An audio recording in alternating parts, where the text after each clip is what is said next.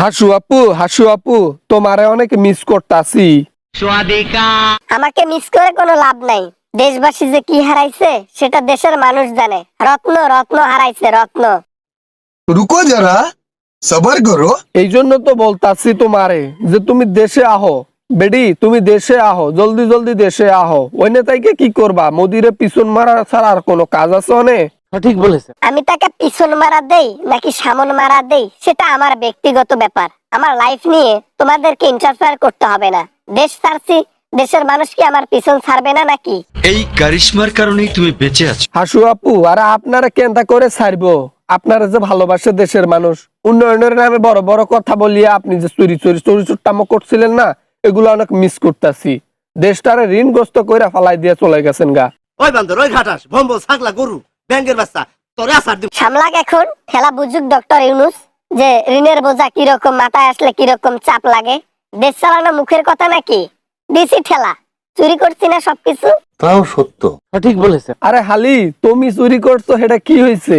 এটা তো কোনো বালি হয় নাই, হ্যাঁ না? এখন বাংলাদেশের মানুষ এইগুলা তো সব সলভ করে হালাইবো। তুমি দেশে আহো না কেন বেডি? তুমি তাড়াতাড়ি দেশে আহো, তোমারে মিস করতেছে বাংলাদেশের লোক। আমারও বিবাহের আলাপ চলতেছে। আমি দেশে কেন যাব? দেশে গেলে গণধুলাই করে আমাকে মেরে ফেলবে। আমাকে ওই যে চিতাবাঘ যেভাবে শিকার করে আমাকে ওইভাবে শিকার করবে। সবাই হাতে হাতে মাংসের টুকরা থাকবে আমার দেহের।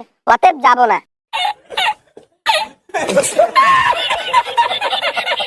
বেডির মনে মৃত্যু নাকি অনেক ভয় আছে মনের মধ্যে। কেন এখন বাংলাদেশের মধ্যে যদি না আহেন তাহলে কিন্তু আপনার আইন দিয়ে গালা ধাক্কা দিয়ে বাংলাদেশের মধ্যে আইন দিব, বুঝেন নাই?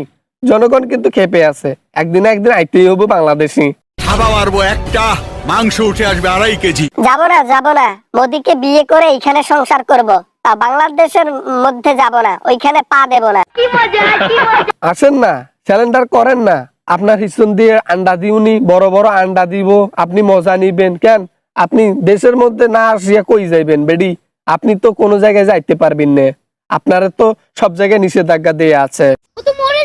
আমি কোথাও যাব না। আমি মোদির এখানে আছি, এইখানে চিরকাল থাকবো। ওকে পিছন মারা দেব আর থাকবো, এটাই আমার কাজ এখন। এবারে লজ্জা শরম সব ধুইয়া খালাই দিছে। আপনাগো মতো লেডিসের কারণে আজকে বাংলাদেশের এই অবস্থা। সুন্নি কোথাকার, আপনি বাংলাদেশে আরেকবার আহেন, আপনার গণধোলাই দিয়া পিছন অজোরা বাস ঢুকাই দিয়া দাঁড় করাই রাখুননি। रिलैक्स। আমার পিছনে অজোরা বাস দিতে হবে না। এই যে বিএনপি ক্ষমতায় আসুক, তারপর দেখিও তোমাদেরকে অজোরা বাস দেবে বিএনপির লোকেরাই, বোঝো নাই?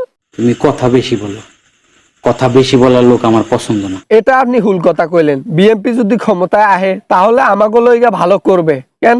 কারণ বাংলাদেশের লোক এখন আর ভয় পায় না, প্রতিবাদ করতে শিখে গেছে।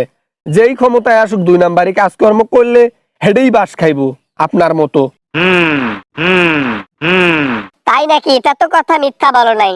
যেভাবে মানুষ মৃত্যুকেও ভয় পায় না, আমি এরকম কখনো দেখি নাই। মুক্তিযোদ্ধাদের চাইতেও খাতারনাক। বাপরে বাপ, আমার দেশ সারা করেই ছাড়লো। আজ একটা বিরাট ফাটাফাটি হই। আপনি এখন অত কথা বাদ দেন তো, বাংলাদেশে আহুন, তাড়াতাড়ি আহুন। আপনার বাংলাদেশের লোক অনেক মিস করতে আছে। আপনি তাড়াতাড়ি স্যালেন্ডার করুন, বাংলাদেশের লোক আপনারে চাইতেছে।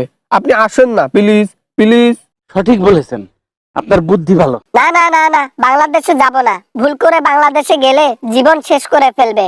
অতএব আমার জীবনের চাইতে অন্য কিছুর আর কোনো দাম হতে পারে না। তাই আমি যাব না না না না।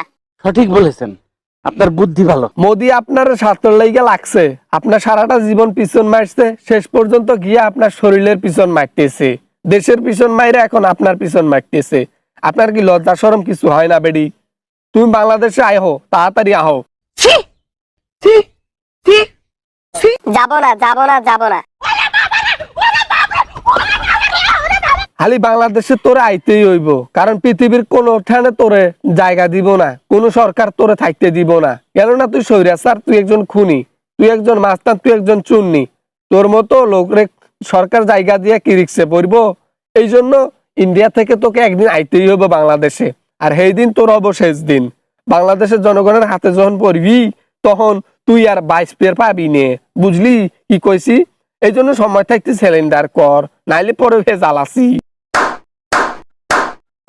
সঠিক বলেছেন, আপনার বুদ্ধি ভালো।